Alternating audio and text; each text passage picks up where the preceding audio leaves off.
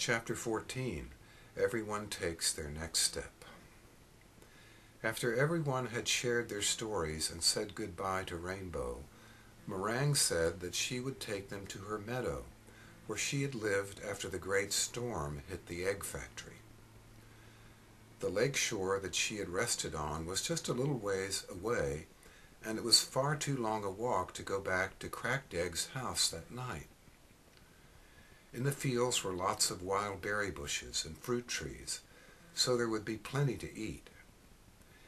In the fading light, they walked a little way along the roaring river and then followed a little path that zigzagged up to the top of the hill where the falls began their descent. Once over the ridge, they found Meringue's beautiful, peaceful lake surrounded by meadows of tall grasses and filled with flowers. Meringue was happy to be back in this lovely place. She led everyone over to a tree that had huge sheltering branches. Cracked Egg spread out the picnic blanket, and they all nibbled on what was left over from their lunch. Together, they decided that it would be a good thing to go and do a short meditation while Rainbow's words were fresh in their minds. In the dusk, they sat quietly and looked about. Meringue reminded them to feel their breath and to feel the temperature of the air and the slight breeze on their bodies. Cracked Egg looked gently into the space before him and rested happily. Precious and Humpty looked at each other and smiled. Then they let their eyes gently look around them, taking in all the beautiful flowers and trees and the sky. Patience kept thinking thoughts that carried her back to Eggland Lake and all that she wanted to share with her family and friends. She was planning how to start her campaign to teach kindness between the eggs and the turtles. Then she remembered that this was meditation. She decided to focus on a thought that she could repeat to quiet her mind. She thought to say, "I hope that all beings can be kind to each other." And she said that phrase over and over to herself and felt great warmth in her heart. Good Egg looked down at the grass and marveled at each perfect blade.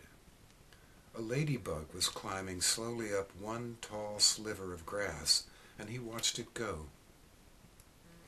He thought that the ladybug was the most beautiful thing he had ever seen. Scrambled Egg kept thinking of his father. He worried a bit about his determination and promised to go see him. He wondered what it would be like to see him after such a long time. Had his father forgotten him? Maybe he would not want to see him. He said a prayer.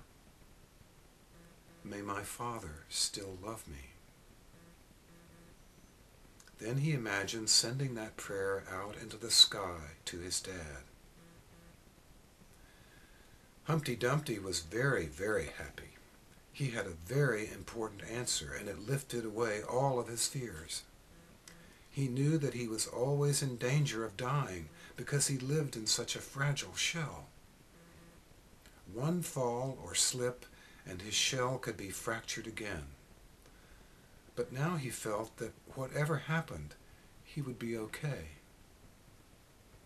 He knew that who he was not an egg in a shell. Like Rainbow, he was radiant light that could fill the sky. He just had to always remember that. Bad Egg felt more calm than he had ever felt in his life. He had a feeling of being at peace and being loved. He wondered why he had never felt that feeling before. He looked at Meringue and Precious. For the first time ever, his heart felt filled, and he felt like he was a good egg. He watched as that feeling flitted around inside of him, because it was frequently drowned out by racing thoughts about other things, like, when were they going to stop meditating? Meringue looked around at all her friends and held them all in her heart, pouring lots of love into each of them. She knew that each was precious in their own way, and she wanted them to always remember that. She knew that she would be with them until they had discovered this each for themselves. After the meditation, they were all tired but happy, and they fell quickly asleep. That night, Bad Egg had a dream. In his dream, he saw his sister rolling helplessly down the hill while her shell shattered. At the same time, he looked around and saw Humpty Dumpty falling off a wall and watched his shell shatter and his inside splatter. He saw his skateboarding friends all crashing into each other and breaking. He caught another glimpse of eggs throwing stones at turtles in the lake, and the turtles diving wildly into the water. Everywhere he looked, someone was getting hurt by something or someone. It was like a whirlwind of chaos and suffering. Inside, he felt angry and was so determined to stop the pain that he turned into a ball of fire. This ball of fiery red unfolded into a Superman form that spread through the sky to catch falling eggs before they hit the ground. It was so fast it could stop a rolling egg before her shell was cracked. It would catch the stones before they hit any turtles. It flew fast to cushion the falls of skateboarders. Bad Egg had turned into a fiery, whirling super egg that raced about protecting everyone who was in danger of getting hurt. He was sparkling and glistening like rainbow, but traveled at the speed of light to sweep up and catch anyone who needed his help. When Bad Egg woke up, he lay there thinking of his dream. I know I can't catch everyone who's in danger, but maybe I can be Super Egg and at least help those that I can help, he thought.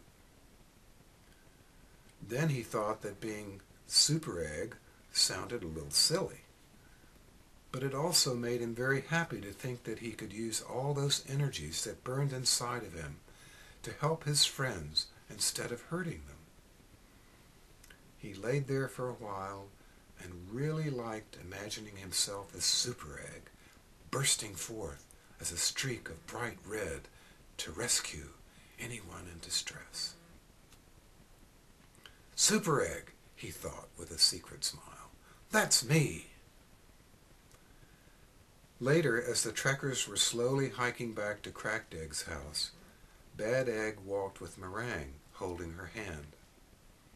They were laughing and talking.